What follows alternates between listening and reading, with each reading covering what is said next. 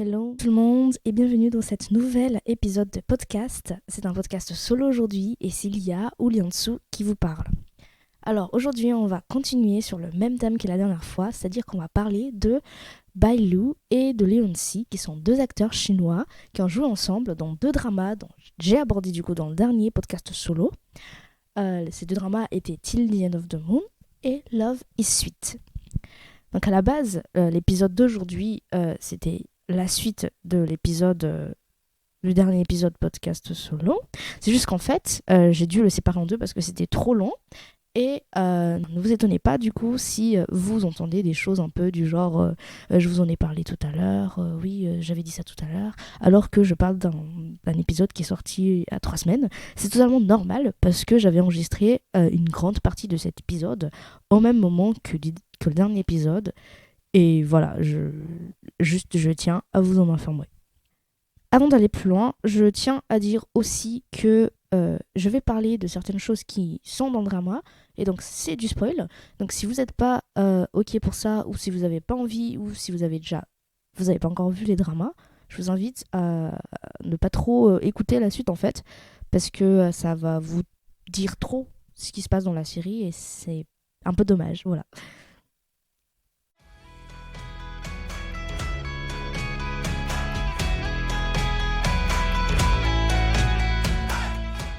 Ok, Till the End of the Moon. Je vous ai fait un résumé un peu de ce qui se passe dans les 40 épisodes tout à l'heure. Et bah en fait, je vais vous dire mon avis dessus en parlant clairement de ce qui se passe. Parce que c'est impossible pour moi de se dire, genre, dire un truc, ok, ça m'a énervé, ça m'a pas énervé, ou ça j'ai bien aimé, ou ça, franchement, bof, si je vous raconte pas ce qui se passe. J'espère que vous êtes d'accord avec moi, parce que je sais pas comment on fait sinon. Et du coup, ce drama, c'est mon frère qui l'a commencé, il a commencé à regarder les 10 premiers épisodes, genre tout seul. Et après, genre, j'ai demandé si c'était intéressant et tout. Et moi, j'avais hésité à regarder quelque chose. J'avais regardé, genre, le synopsis, il était, genre, juste magnifique en termes de animation. Trop bien. Donc, je me suis dit, ok, je vais regarder. Mais j'ai embarqué mon copain dedans. Donc, on a regardé le drama ensemble. Je pense étalé sur 2 mois ou probablement 3 mois, je ne sais pas. Oui, pour 40 épisodes, c'est très très lent. Mais parce qu'en fait, il y a des instants. Mais genre, c'est lent, sa mère. Genre, ils auraient pu raccourcir plein de petites parties. Premier avis, genre, sur les 4 temps de la série. Pour rappel, le premier temps raconte ce qui se passe quand elle atterrit, du coup, 500 ans plus tôt par rapport au début de l'histoire. La rencontre entre elle et Tatedine, la rencontre entre Yesiu, version passée, et. L'Isuzu version passée avec Tatedine. Entre le 10 et le 20 épisodes, ils atterrissent dans le rêve de Minuet. C'est en gros là ce que je vous dis, c'est pas exactement genre à partir du 10e épisode, c'est comme ça, mais c'est genre une grosse fourchette de ce qui se passe. 20 à 30 épisodes, ils atterrissent 500 ans plus. Non, ils sont dans le monde genre du passé où Tatedine est un prince prospère, qui prospère tout ça. 30-40 épisodes, la fin, 500 ans plus tard, on revient sur le moment de début de la série. Du coup, les 10 premiers épisodes sont calmes. On va dire que c'est normal parce qu'on introduit une série qui a quand même 40 épisodes. Donc ça va, moi je dis ça va. On découvre le caractère énervant de Yesiu, donc celle du passé.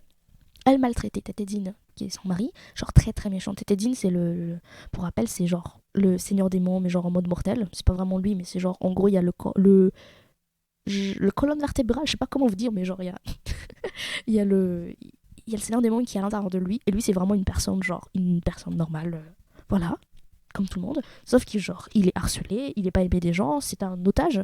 Il atterrit dans le royaume ennemi de son royaume natal. Son royaume natal, c'est le royaume Jin, et il est pas du tout dans ce royaume-là, parce que son père a accepté qu'il se barre. Son père aimait beaucoup sa mère, mais sa mère est morte à la naissance de Tetedzin, parce qu'apparemment, il a mordu sa mère, il a pris tout le sang de sa mère. Voilà. Oui, c'est un enfant maudit, et très très triste en fait, genre c'est triste tout ce qu'il vit depuis le début jusqu'à la fin, genre Tetedine, dans toute cette série, je kiffe ce personnage. Si je dois dire sur une perspective de tous les dramas confondus chinois que je connais, Tetedine c'est le caractère, le personnage que j'aime le plus. Vraiment juste parce qu'il est incroyable. Genre, il a vécu tellement de choses, il a décidé de faire certaines choses, il a la sagesse, il gagne de la sagesse au fur et à mesure. Et ok, il est maladroit au niveau de l'amour, un peu, quand même, un peu des fois, parce que les gens, les dramas, quoi, voilà, ils réfléchissent pas bien, on va dire. Mais vraiment tout son parcours montre que c'est une personne qu'on a envie de supporter, qu'on a envie d'aimer, et que juste le Seigneur démon a détruit sa vie, quoi, genre a détruit son destin. Parce que c'est pas lui. Je veux vraiment dire c'est pas lui. C'est un peu lui, mais pas lui. C'est une partie de lui. Donc voilà ce qu'on suit dans les 10 premiers épisodes. On suit la rencontre entre Lee Susu et Tetedin. Donc elle se rend compte en fait que Tetedin est une bonne personne. Sauf qu'elle n'arrive pas à se détacher du fait que Tetedin a tué tout le monde 500 ans plus tard. En tout cas, la même tête a tué tout le monde 500 ans plus tard. Sauf qu'elle n'arrive pas. On rappelle que c'est censé être une femme forte, une femme intelligente parce que c'est un immortel, mais non, elle est juste idiote. Elle n'arrive pas à bien réfléchir, à séparer du fait qu'elle est genre dans 500 ans plus tôt, et elle n'arrive pas à dire non à ses sentiments. Genre, meuf, t'as vécu assez longtemps pour avoir le statut d'immortel. Arrête de faire n'importe quoi. Voilà mon avis. Elle a zéro sagesse. Genre, elle réfléchit pas. Je sais pas ce qui se passe dans sa tête, mais elle est énervante. Voilà mon avis sur le personnage de Yesiu. Donc, du coup, de Lee Susu, Yesiu, slash Yesiu. Donc, Tatadine, au fur et à mesure, j'apprends à l'aimer encore plus et à s'énerver contre le personnage joué par Bailu, qui est très triste. Hein. Elle sait très bien jouer le personnage, mais le personnage est vraiment énervant. Du coup, ce qui se passe après cette introduction pendant les 10 premiers épisodes, on atterrit entre le 10 et le 20e épisode pour on ne sait quelle raison. Bon, pour on ne sait quelle raison.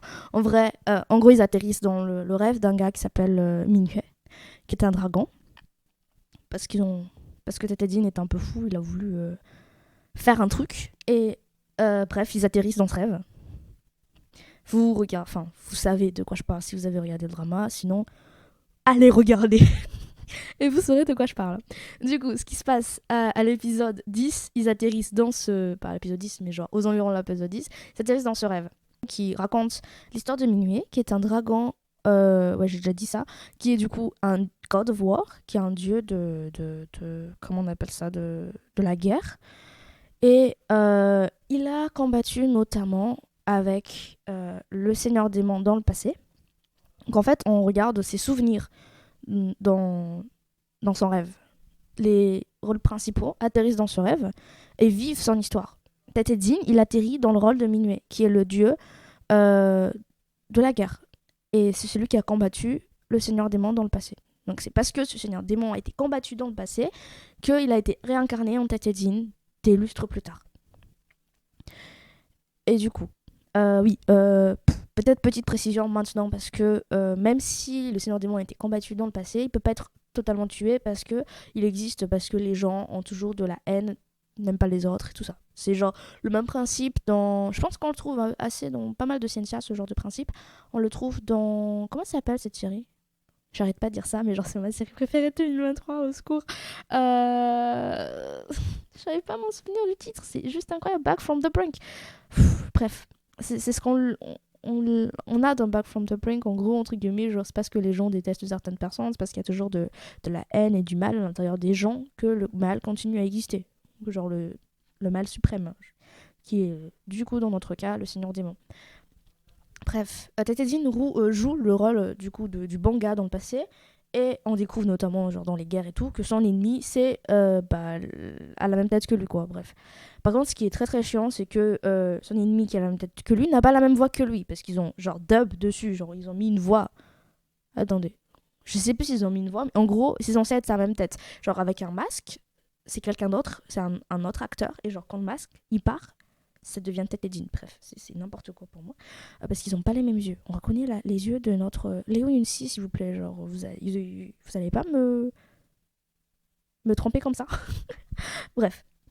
Du coup, le Yunsi, Tetedin et Bailu, qui s'appelle du coup, comment elle s'appelle dans... On a Minhue et San quelque chose. Je sais plus comment elle s'appelle dans... Du coup, elle joue l'amoureuse un peu du gars, de Minhue dans le passé. Et elle est un peu idiote. Genre, le personnage est genre vraiment idiote. Je sais pas comment vous dire, mais elle est bizarre. Et bref, elle a encore zéro intelligence, encore une fois. Elle se fait tromper par l'autre personnage, là. Genre, il y a une meuf qui est genre jalouse et qui lui fait croire autre chose, et du coup, elle la croit. C'est incroyable. Genre, du début jusqu'à la fin dans ce rêve, elle se fait tromper. Genre, elle réfléchit pas 2 secondes. Genre, c'est trop, genre, une enfant trop naïve. Genre, une naïveté de personnes de 2 ans, 3 ans, je sais pas quoi. Genre, au bout d'un moment, tes parents te disent faut pas faire confiance aux gens et tout. Les enfants écoutent quand même un peu. Elle est à côté. Ce qui a fait que toute sa famille est morte. Voilà. Et toute sa famille est morte. Et ce qui est d'ailleurs drôle, c'est que c'est sa famille, un peu, les descendants de sa famille qui ont pris le rôle de garder le fœtus du Seigneur des Monts, donc quelque part Tete Jean plus tard. Tete Jean est née dans ce... La mère de Tete Jean vient de ce tribu-là. Bref, elle a causé la mort de toute son tribu. La folle. Elle est devenue un peu une sorte de seigneur démon, parce elle a laissé toute la haine prendre son contrôle et elle est devenue genre unstoppable à la fin.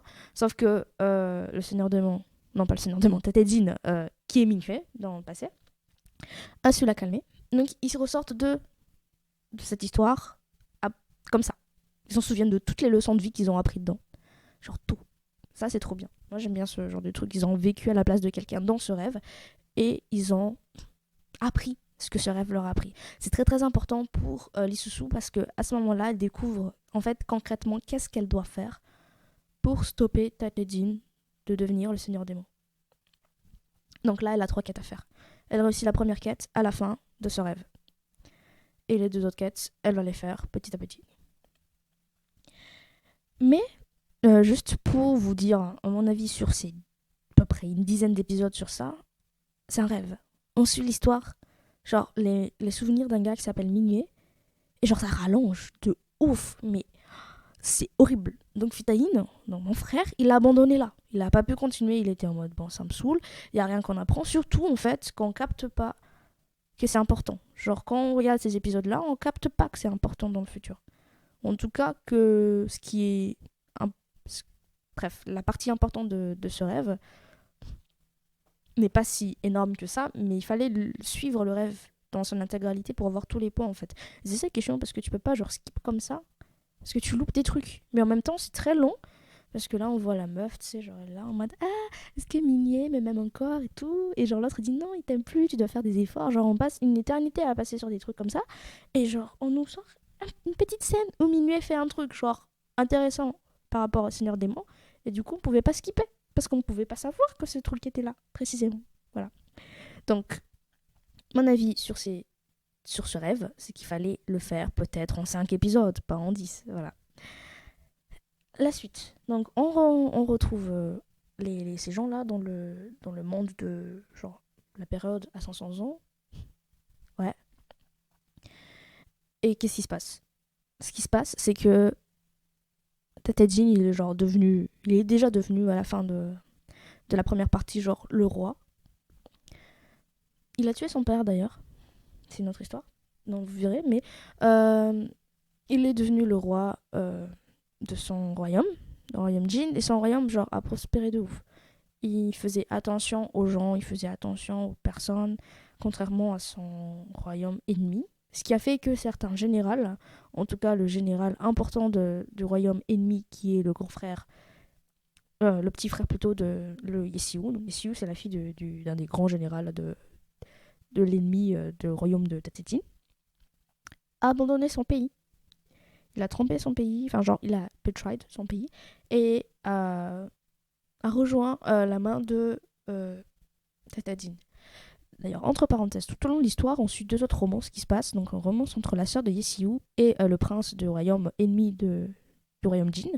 Et on suit aussi, du coup, la romance du frère de Yesiu avec, genre, une démone qui est sous l'ordre de Tete Jean. Genre, voilà. C'est assez intéressant à voir. Ces petites romances. Ils sont pas chiants. Genre, ils sont bien placés. Pour bien voir le personnage, genre, les caractères des personnes. Notamment la sœur de Yesiu détestable. Déjà qu'Yesiu je la trouvais détestable, sa sœur c'est un niveau au-dessus, voilà. J'ai jamais autant... Non, je vais pas te dire ça. Je dirais pas que j'ai jamais autant détesté un personnage parce que j'en ai d'autres en tête. Notamment dans Immortal Samsara, genre c'est une... horrible, si vous connaissez. C'est un autre Sensei avec Yanzi comme rôle principal. Ok.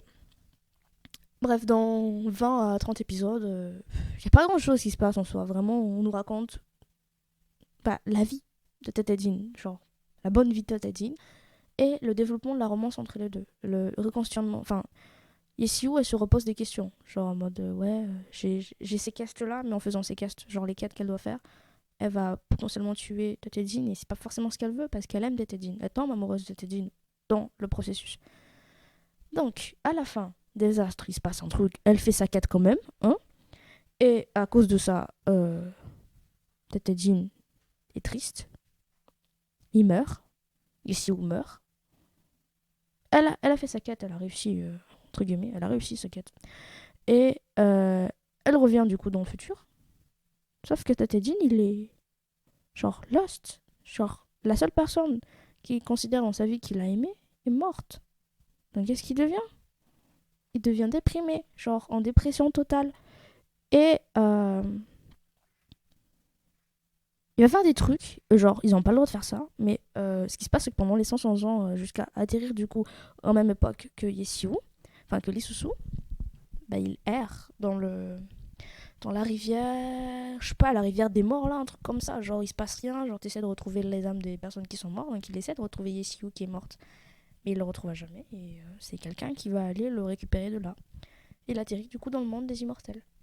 Et les deux se rencontrent encore une fois à ce moment-là, entre le 30 et 40e épisode. Et c'est là qu'on voit vraiment ce qui se passe.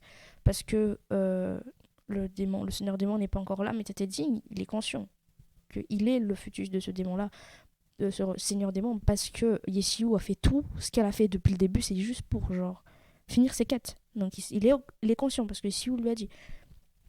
Et il essaie de devenir quelqu'un de vertu, quelqu'un d'immortel, quelqu'un de vraiment bien. Ce qu'il est déjà, pour être honnête, je pense vraiment. Et sauf que sa nature fait autrement que genre il a pas un peu trop le choix. Genre, il lui arrive des trucs, il fait pas exprès. Il y a d'autres personnes qui veulent ressusciter le Seigneur Démon, et genre le mec, il a pas envie, mais bon, il est quand même un peu obligé s'il veut sauver tout le monde et tout. Bref, catastrophe, l'histoire finale, je vous raconte pas, mais. Bref, je peux vous raconter un peu, mais ce qui se passe à la fin, c'est juste. On retrouve ce qui se passe au début. Mais la différence, c'est que c'est une autre personne qui est devant. C'est Tete Jean qui est là, c'est pas le Seigneur Démon. Et c'est le Tete Jean avec les pouvoirs du Seigneur Démon. Et il va réfléchir différemment par rapport au personnage qu'on voit au début de la série. Voilà. J'ai beaucoup parlé de Till the End of the Moon. Ok, maintenant Love is Sweet. Love is Sweet est beaucoup plus sympa en termes de drame, on va dire. En gros, le seul gros truc qui fait stresser dans cette série, c'est que le père de Jianjun, donc Bailu, qui est joué par Bailu, a été tué par quelqu'un. Donc a été tué par quelqu'un qui est dans l'entreprise MH, où elle a décidé de rejoindre pour son père. Où Yan Shui, le rôle principal joué par le Yun-si, travaille. Où il est le boss de Jianjun. Et ça, on le découvre un peu plus tard. Mais en vrai, du coup, ce qui se passe, c'est qu'il va y avoir une sorte d'enquête sur ça. Ils vont essayer de retrouver qui a fait quoi. Genre, c'est la quête de la série. La partie genre, pas romance, la partie genre important en dehors de la romance. Sinon, les 36 épisodes, c'est globalement de la romance et beaucoup d'amitié. Aussi pas mal de challenges au travail, ce que j'aime bien dans ce genre de série, parce que moi, je n'arrive pas à regarder de drama moderne, en fait, sans qu'il y ait un challenge au niveau du travail. Je sais pas pourquoi, mais j'y arrive pas. Et là, on voit un peu genre le développement de personnes, des connaissances de Jianjun et tout. Elle est un peu nulle au début. Bon, elle est pas nulle. Elle a plein d'idées bizarres. Genre, les gens sont pas trop d'accord. Mais du coup, parce qu'elle a des idées bizarres, Yeonseo lui dit tu vas jamais réussir. Mais au contraire, elle a réussi parce qu'elle voulait genre prouver que ouais, je suis forte en fait. Elle est forte en fait. Donc elle grandit petit à petit dans l'entreprise. Elle atteint genre des. Je vais pas vous spoiler tout. Hein. Franchement, il n'y a pas grand chose à raconter. Pour moi, c'est vraiment 36 épisodes calmes. Moins calmes que Hidden Love. Juste d'ailleurs, parce que Hidden Love, ça a l'air très très calme. Genre lent, L-E-N-T. Et par contre, mine de rien, dans les 36 épisodes, comme c'est ok, c'est pas beaucoup, c'est plus que Hidden Love, mais c'est. Comment dire? C'est rapide. Je, je trouve que c'est assez sympa. Genre, on a une phase où ils sont amis depuis enfant, classique. Après, on a une phase où on raconte pourquoi ils s'aiment plus, parce qu'il s'est passé quelque chose. Et donc, ils se sont pas vus pendant 10 ans. Et après, il y a une phase où les deux réapprennent à connaître. Et Yunshe, d'ailleurs, qui réagit toujours comme si c'était lui le protecteur de Jianjun, il s'y énerve un peu Jianjun. Et tout à la fin, tout finit bien et tout ça, tranquille. Avec, on ajoute un peu à côté les petites romances et tout, la jalousie des personnes. Il y a des gens qui sont jalouses parce que tu réussis dans la vie, donc ils vont faire des choses pour détruire ta vie, mais sauf que ils ont mal fait leur truc, donc ils n'ont pas réussi à détruire ta vie, ou plutôt t'es protégé par d'autres personnes. Et d'ailleurs, oui, du coup, la fille qui a voulu saboter un peu Jianjun, je pense que je m'éparpille trop dans cette série parce que j'arrive pas à raconter exactement, genre, qu'est-ce qu'il faut dire, quoi. Peut-être qu'il faut juste, je suis pas là pour raconter l'histoire, je suis là pour dire qu'est-ce que j'en pense. Et c'est une romance tranquille. Vraiment, je pense que c'est ça que j'ai à dire. Une romance tranquille dans le monde du travail. On a deux personnages qui sont assez matures. Vraiment matures, parce qu'ils ont quand même la trentaine dans la série. Et j'aime bien ça. Je suis peut-être un jeune, hein, mais j'arrive mieux à m'identifier dans ce monde-là, dans le sens où ce sont des gens qui travaillent. Ce sont des gens qui font énormément d'efforts, qui prennent leur travail leur travail très très très au sérieux. Mais derrière, quand ils se retrouvent entre les deux, genre c'est un peu comme s'ils perdaient leur âme d'adulte et ils retrouvent leur âme d'enfant quand ils sont ensemble.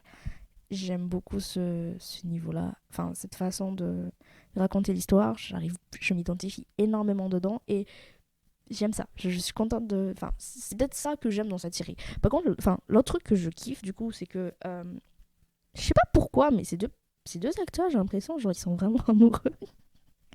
Je suis pas là pour dire des rumeurs, mais ils jouent tellement bien les deux, genre que ce soit dans Till the End of the Moon ou dans Love is Sweet, genre le couple qui s'aime que même moi j'ai des doutes. Bref, voilà. Hum, Qu'est-ce qu'il y a d'autre à dire sur cette série? Moi, je l'ai fini très très tard. Hein. Je l'ai fini le 1er janvier 2024. Et oui, c'est. Bref, les gens, je sais pas quoi dire. Je vous conseille de le regarder, je pense, un peu comme une sorte de. Parce que moi, je l'ai regardé comme une sorte de guérison de Till the End of the Moon. Parce que Till the End of the Moon, Till the End of the Moon, malgré qu'il y a des parties vraiment très très chiantes, elle est bien. Genre, l'histoire est bien. Les personnages sont pas forcément cool, mais l'histoire est bien. Et en fait, la fin laisse peut-être une sorte de blessure de drama où, genre, on a besoin de guérir ce truc. Et pour moi, la guérison de cette petite blessure, c'était Love is Sweet. Genre, retrouver les deux dans un monde où ils ont pas la charge de sauver tout le monde. Genre, où ils sont plus calmes, où ils ont juste à penser à eux qu'à eux. Genre, comment vivre, comment gagner de l'argent, comment être heureux dans cette vie. Genre, on retrouve ce monde calme de là où on est. Même s'il y a beaucoup de stress à côté, on retrouve ça. Et ça, je pense que c'est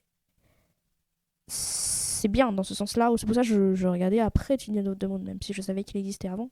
Parce que je pense que le cheminement, c'est un peu genre dans nos têtes, c'est leur réincarnation et tout. Genre, ça fait. Vas-y, ça fait ça. Il faut. Et je sais que je suis pas la seule à penser un peu comme ça. J'ai hâte de trouver ces deux-là dans d'autres dramas ensemble, peut-être un jour, je ne sais pas si ça arrivera.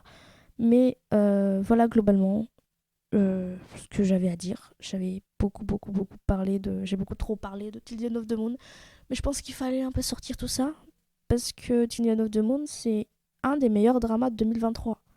Genre, pas juste de mon avis, hein, c'est un des dramas les plus vus. Un des dramas chinois les plus vus de 2023. Et il a le mérite d'être qu'on en parle. Mais on doit aussi en parler de les choses qui n'ont pas été bien dedans et des choses genre intéressantes à préciser et tout. Voilà. Merci d'avoir écouté. Bye bye.